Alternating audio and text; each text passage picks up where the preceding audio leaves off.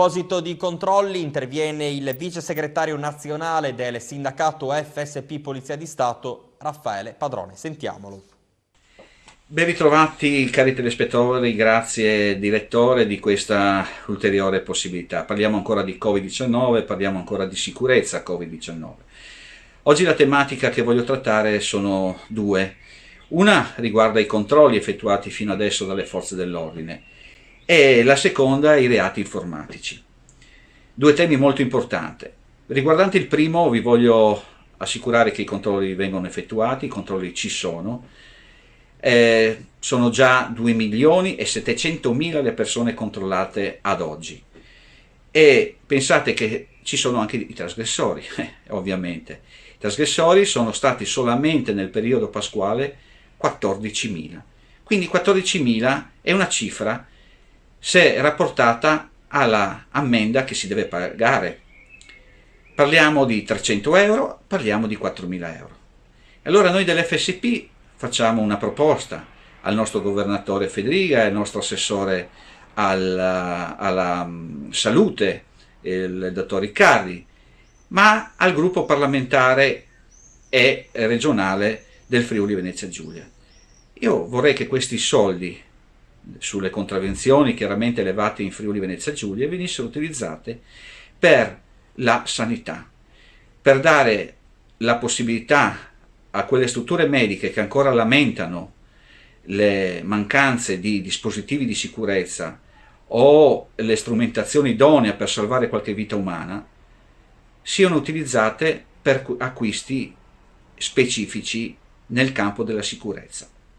Non parlo neanche di tenere questi soldi per la pulizia, ma penso ai medici e agli infermieri che sono morti perché non avevano una mascherina da poco di più di 2 euro.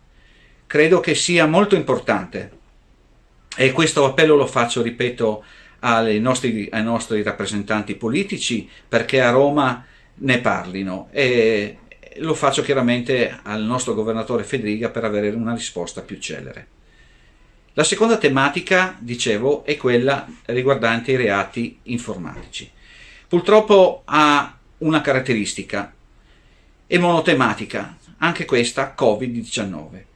In questi ultimi giorni si sono verificati degli episodi, una direttamente su WhatsApp, in cui vi si chiede e si parla di buoni spesa da poter utilizzare e quindi attraverso un link vi mandano a rispondere delle domande e dopo un po' il sistema del vostro cellulare non funziona più e vi viene chiesto di fare un aggiornamento del software. Eccolo là, lì cade l'inganno. Perché? Facendo questo aggiornamento voi date i dati a dei malfattori, questa è la parola più elegante che posso utilizzare, e entrano nel vostro telefonino, nei vostri contatti, ma soprattutto nei vostri dati personali, arrivando fino ai vostri conti correnti.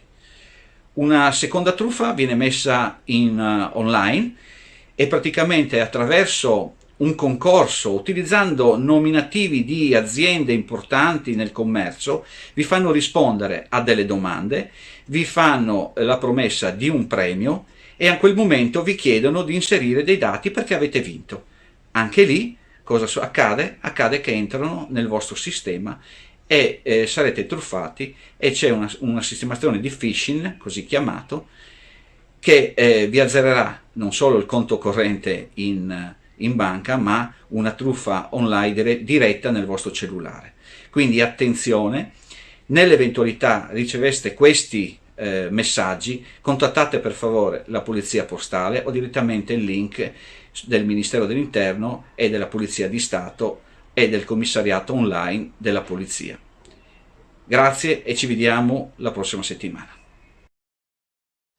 Continuano i controlli ma calano le sanzioni. Nel fine settimana sono state più di 3.000 le verifiche effettuate dalle forze dell'ordine in provincia di Udine sul rispetto del decreto Io resto a casa.